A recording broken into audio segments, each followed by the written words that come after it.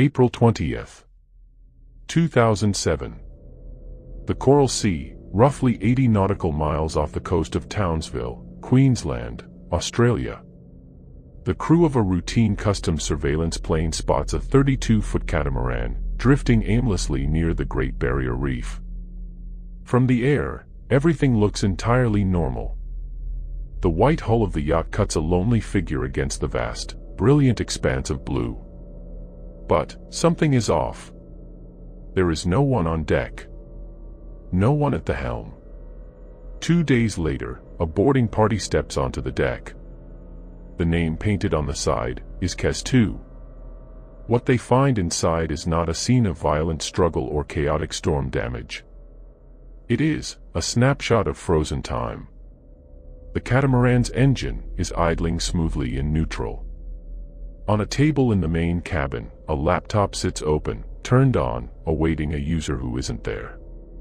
Next to it, a plate of food is laid out, butter, fruit, a knife, prepared for a meal that was never eaten. Out on deck, the sails are up, though one is badly shredded by the wind. The yacht's GPS system is functioning perfectly. Life jackets hanging neatly in their lockers. The men's wallets, cash, and passports are exactly where they should be. Even a small bucket of bait sits on the aft deck, ready for a fishing line. Everything needed for a successful voyage is present. Except the crew. 3 men, Batten, age 56, and brothers Peter and James Tunstead, ages 69 and 63, have vanished from the face of the earth. No distress signal was ever sent. No emergency beacon activated. They have simply dissolved into the Pacific. The media immediately dubs the Kaz II, Australia's Mary Celeste. How do 3 grown, experienced men disappear from a perfectly seaworthy vessel in calm waters, leaving their dinners on the table and their engines running? To understand what happened out there, we have to look back at the men themselves. They were not reckless teenagers looking for an adrenaline rush. They were mature, sensible men. Neighbors, family, and close friends, often jokingly referred to by those who knew them as the 3 amigos. Batten was the owner. He was a licensed skipper with a solid understanding of coastal navigation. He'd bought the catamaran with a grand dream, to sail it all the way around the northern coast of Australia. To help him on the first leg, he recruited the Tunstead brothers. Peter and James were practical, handy men. They knew how to handle a boat. This wasn't a crew that would panic over a small wave or a stiff breeze. On April 15th, the Kaz II leaves the marina at Airlie Beach. The weather forecast is clear. The mood is high. Friends and family recall the men being excited, laughing, looking forward to the adventure. The digital footprint ends. For the first few days, the journey goes exactly as planned. The laptop found in the cabin contained a series of log entries and GPS data points tracking their progress north. They were making good time, hugging the coast, enjoying the retirement dream. But the sea is an unpredictable environment. It doesn't care about your plans, your experience, or your dreams. It only takes one microscopic error, one fraction of a second where focus slips, for a routine trip to turn into a tragedy. On April 18th, just 3 days into the voyage, the digital record abruptly stops. When the news breaks, the public imagination runs wild.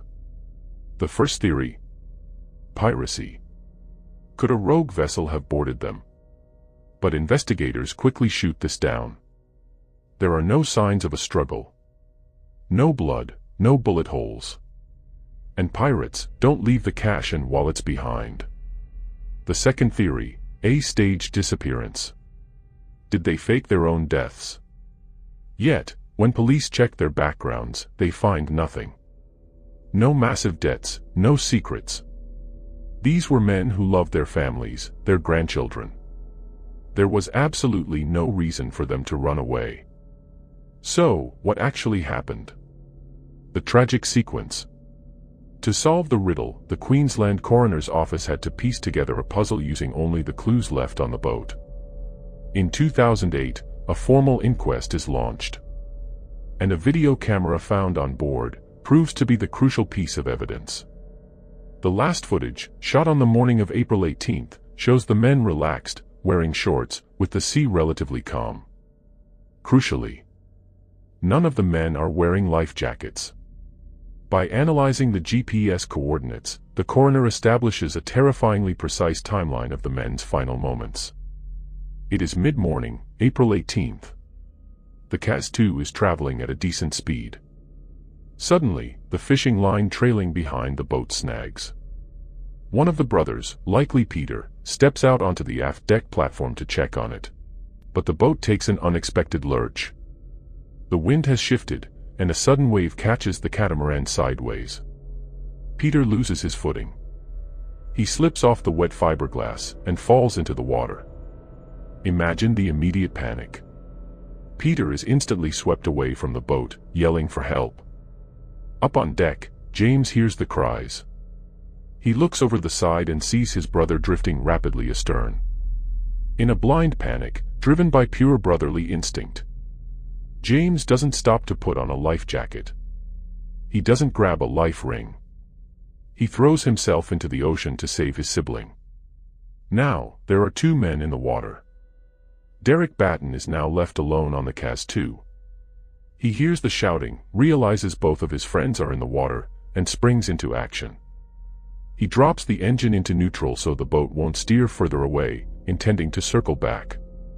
But Derek is a lone sailor on a 32-foot catamaran with its sails fully deployed. As he rushes to adjust the rigging, a sudden gust of wind catches the main sail. The massive aluminum boom, the heavy bar at the bottom, swings violently across the deck. The boom strikes Derek in the head, or knocks him off balance. Stunned, unconscious, or simply unable to hold on, Derek is thrown over the lifeline and into the sea. The trap is sprung. Ghosts of the Coral Sea. 3 men are now in the ocean, uninjured but exhausted, watching their sanctuary drift away from them. Because the sails are still catching the wind, the Kaz II begins to ghost away at a speed of 2 or 3 knots. To a swimmer in the open ocean, a boat moving at 3 knots might as well be an express train. No matter how hard they swim, they cannot catch it.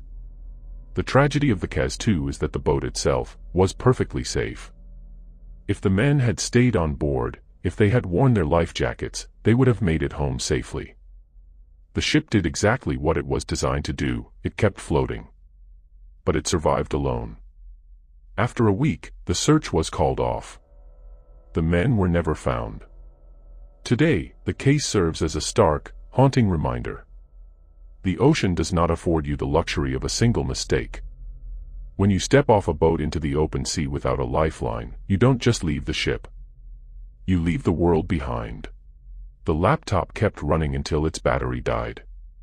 The food on the table eventually spoiled under the tropical sun.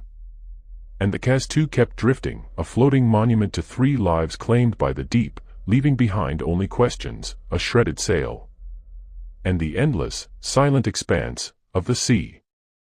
If you want to uncover more deep dives into history's most baffling mysteries, make sure to like this video and subscribe to the channel. And don't forget to hit the bell icon so that you don't miss any upcoming investigation with the Ledger.